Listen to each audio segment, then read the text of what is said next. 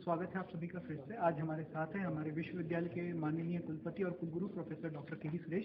सबसे पहले तो सर आपका स्वागत है। धन्यवाद। तो सर आज हमारे विश्वविद्यालय में आयोजित हुई स्वस्थ भारत न्यास के 8वें सोपान का जो स्थापना दिवस है, आज इसका दूसरा दिन रहा। तो इसमें आपने भी एक सत्र में अध्यक्षता की, तो इसमें आपका अनुभव कैसा रहा?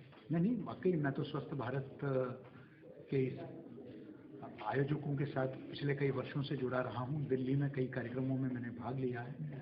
तो उनकी एक इच्छा थी कि वो दिल्ली के बाहर, क्योंकि मैं भी ये चाहता था कि इस तरह के आयोजन मात्र दिल्ली तक सीमित ना हो, इसको पूरे देश में इसका फैलाव होना चाहिए।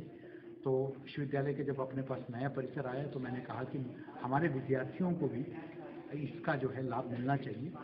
और मुझे बड़ा अच्छा लगा कि उन्होंने इसे स्वीकार किया, हमारे विश्वविद्यालय में आए और बेहतरीन देश के जो स्वास्थ्य क्षेत्र से जुड़े हुए जो विशेषज्ञ हैं वो हमारे बीच में आकर बहुत महत्वपूर्ण विषयों पर जो है हमारे विद्यार्थियों को जानकारी दे रहे हैं और साथ साथ मनोरंजन के भी बहुत अच्छे कार्यक्रम हो रहे हैं। तो मुझे लगता है कि उसका पूरा लाभ हमारे विश्वविद्यालय के संकाय और विद्यार्थियों को हो रहा है। सर, बतौर कुलगुरु तो आपने अपनी आशीर्वचन दिए ही हैं, पर बतौर एक पत्रकार जहां आपने सबसे पहला पब्लिक हेल्थ कम्युनिकेशन कोर्स शुरू किया था, आप इस स्वस्थ भारत न्यास की इस स्वस्थ सांसद को कैसे देखते हैं कि ये छात्रों को हेल्थ कम्युनिकेशन में कहां से कहां तक पहुंचा सकती है? नहीं, मैं समझता हूँ कि हेल्थ कम्युनिकेशन या स्वास्थ्य संचार एक मीडिया में इसकी एक महत्वपूर्ण भूमिका है और खासकर हमारे जैसे एक विकासशील देश में। और इसलिए मैं ये चाहता हूँ कि हमारे विद्यार्थी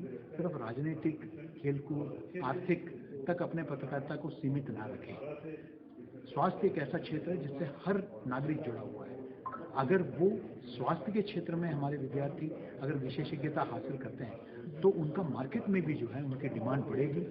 तो ये बहुत ज़रूरी है। इसी उद्देश्य, ये भी कहीं ना कहीं मेरा उद्देश्य था जब मैंने इसको यहाँ आयोजित करने के लिए सोचा, और ताकि प्रायोगिक प्रशिक्षण, क्या है कि किताबी बातें यहाँ पाठ्यक्रम का जो है वो हमारे विद्यार्थियों को शिक्षकों द्वारा मिलता है, लेकिन जब इंडस्ट्री के लोग आते हैं, डॉक्टर्स आते हैं, जीनोम पर काम करने वाले आते हैं, स्वास्थ्य क्षेत्र से जुड़े हुए लोग आते हैं, तो ऐसे ऐसे जानकारियाँ देते हैं जिससे शायद हम भी अभी तक जो है अवगत नहीं थे।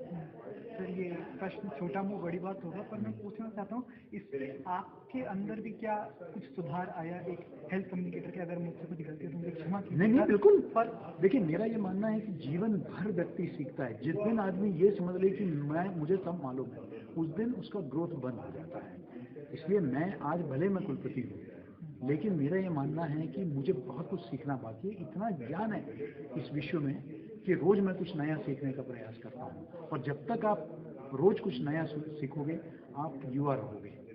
आप सच में बूढ़े तब होते हो जब आप सीखना बंद कर देते हो। मैं समझता हूँ हम सबको अपना यौवन को बरकरार करते रहना है, तो ये ज़रूरी है कि हम सब जो है रोज कुछ नया सीखें, और मुझे भी बहुत कुछ सीखने को।